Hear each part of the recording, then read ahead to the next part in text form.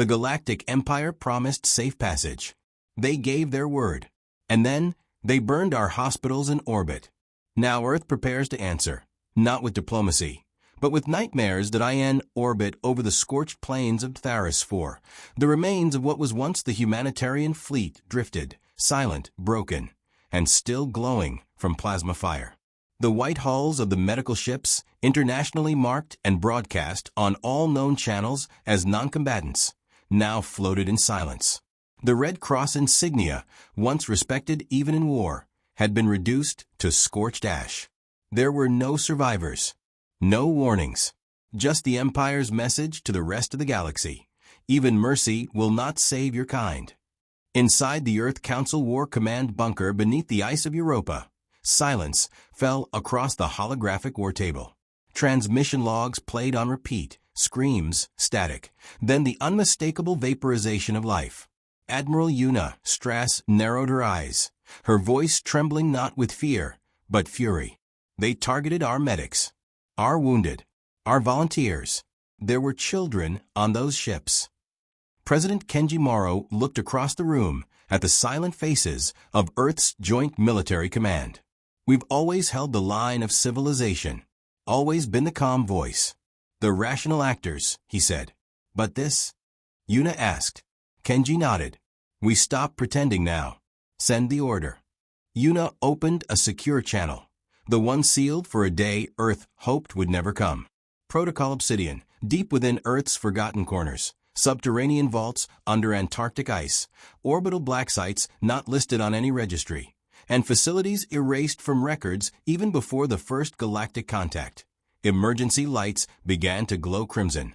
Codenames whispered only in fear were now read aloud in military briefings. Dr. Ash, the Hound of Europa. Unit 13 status, contained until now. Project Daggerfall, reactivation approved. They were not heroes. They were not soldiers. They were what Earth locked away when the wars ended, because victory had come at too high a price. But now, the leash snapped that on the edge of Solar System Defense Command, a transport ship departed without fanfare. No insignia, no call signs. Only a black hull and silence. Inside, seated in full restraints, sat a figure wearing tattered prisoner rags. A metal collar hummed faintly around their neck, more for tradition than necessity. A soldier entered the holding bay, hesitated, then saluted. We lost 7,400 medics, sir, and 10,000 more civilians. The prisoner, an older man with a body riddled in old scars and eyes that burned like fire, smiled without joy. So they started with mercy. The soldier nodded. And Earth has decided to end with monsters. The message wasn't just a report. It was a scream etched into hardcode, sealed in black cipher, and dispatched by a dying AI struggling through jamming fields. The Galactic Empire had done the unthinkable. They hadn't merely broken protocol. They had violated a core human truth. You do not harm the healers. And in response, humanity turned to the unspoken chambers of its past, the places even their enemies forgot existed. Vaults sealed after humanity's darkest wars, where monsters wore human faces and justice wore shackles. And someone was about to unlock them. Beneath Europa's frozen crust, in a black site facility erased from every legal registry, hung Echo Glass, a prison designed not to reform, but to contain. Its walls weren't steel or stone, but engineered neuroarchitecture. Constant whispers, memory distortion, time loop cells. Inside were the things humanity regretted creating. Some were bioweapons in human form. Others were merely soldiers. And then there were the names. One of the guards watched the emergency alert cascade down the cryocore mainframe. Red codes. Obsidian clearance. Initiate protocol. Sword of Janus. He stared. That hadn't been activated since the Thermopylae rebellions. The protocol meant one thing. Release the war criminals. Admiral Yael Tanaka stood in orbit around Mars, her face pale as she reviewed the footage. The 6th Medical Corps, some of the best and brightest healers Earth had ever produced, massacred. No resistance. No weapons. No mercy. Their only crime was treating wounded civilians on a neutral colony. Who gave the go-ahead? She asked her AI adjutant, voice shaking with restrained fury. Imperial Command. No disciplinary action. Their official statement, we consider all human presence in contested zones to be hostile. Tanaka turned away from the holoscreen, fists clenched. She whispered, then they've declared total war. Silence answered. No one spoke when humanity decided to open its old coffins. Prison file hashtag 01A. Serrano Vel. War crimes. 124 counts of tactical annihilation. 3 planetary rewrites. 1 event horizon breach. Sentence. Eternity in frozen stasis. Known aliases. The Red Architect. The Silence Before Impact. The Last Voice in Tartarus. They found him still frozen. Eyes open inside the cryotube like he'd never left the battlefield. He's smiling, a technician whispered, stepping back as override keys unlocked the seal. Steam hissed. Lights pulsed red. And Serrano stepped forward, naked but unshivering. He looked around at the armored guards, the drone sentries, the neural inhibitors, and laughed. You brought me back, he said. Whose funeral is it? They didn't speak her name anymore. Officially, she didn't exist. Unofficially, she'd been the mastermind behind the Hellrun Protocol, a campaign that made enemy fleets cannibalize their own for fuel as they fled solar implosion events she engineered by hand. She sat alone in a gravity null cell, hair weightlessly drifting, eyes burning with residual radiation. When the override lights flickered on and the Admiral entered, she spoke first. How many? Tanaka didn't answer. The medical corps? Silence. All of them. Only then did the woman rise. I'll need my tools, she said. The news leaked, perhaps intentionally. A single encrypted vidpulse, just a still image. A blob-black vault opening, a red emblem glowing. No words, just the symbol of echo glass. Across the galaxy, memories that had lain dormant ignited like old gunpowder. Former allies looked away in discomfort. Old enemies began prepping contingency plans. And the Galactic Empire? Their Senate laughed. Earth digs up its ghosts? We've burned them before. Let them summon their skeletons. We hold dominion now. The Imperial Legate overseeing the destroyed medical station made a toast that night. He wouldn't survive to see morning. When the Echo Glass agents re-entered the field, there were no banners, no diplomatic declarations. Only events. On Cygnus Prime, an entire Imperial Command ship suffered navigation error that landed it inside its own star's corona. On Car 7, an encrypted file overloaded an AI war grid and made it interpret its own troops as hostiles. A city fell in 10 minutes.